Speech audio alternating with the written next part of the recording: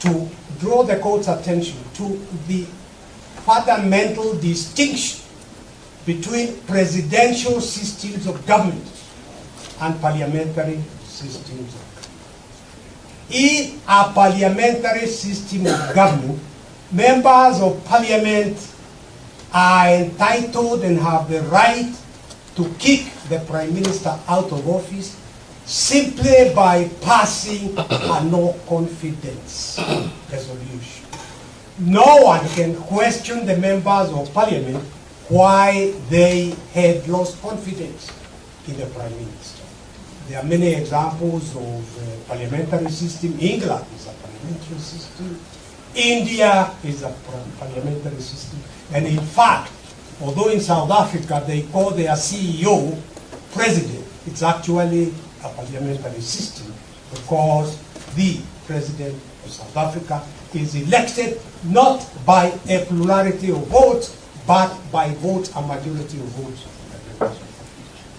So that distinction is important.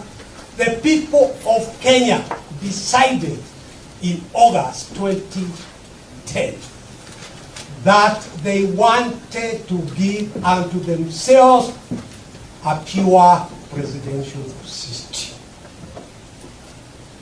Therefore, it is not the case under our constitution that members of the National Assembly can vote and christen their resolution that there are breaches of the constitution, and you'll be addressing this fully, when in truth what they were doing was simply to say we have the numbers, passing a vote of no confidence, not violation of the constitution. That is not what is permitted in our constitution. And my Lord, if you look at paragraph 1 of our written submission, this is important. An impeachment is an important remedy, but one of last resort. In other words, there must be no other way of dealing with the person being impeached. One of last resort. Let me pause here to emphasize, in the National Cohesion Act, currently headed by my friend Reverend Court,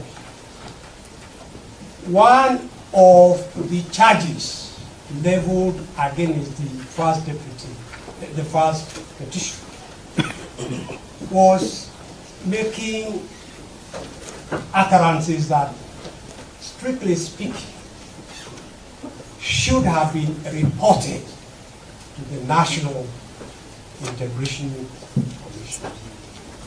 If impeachment is a last resort, why was the deputy president being rushed to impeachment on matters in respect of which he could have been taken to that National Cohesion Commission and even prosecuted? That was not respecting the important dictate in presidential system that impeachment is a last resort. It is one to be used where there is an injury to the people. Why is that? Because in a presidential system, it is the people themselves, through a plurality of their votes, who elect both the president and the deputy president. The remedy should be limited to only the gravest political wrong. This is because the person to be removed from office came to that office through a popular mandate. The will of the people should therefore not be overturned on flimsy grounds. And Lord, what I am highlighting here is what the court says in the Sonko moving Gideon Kioko, and another versus Nairobi City Council. So this is the judicial interpretation that is being accorded in respect of presidential system. It must therefore be shown that the wrong committed by the official proposed to be impeached cannot wait to be corrected through the ordinary electoral cycle. There should therefore be a clear nexus between the alleged wrongs with the public trust bestowed on the governor, in this case the deputy president.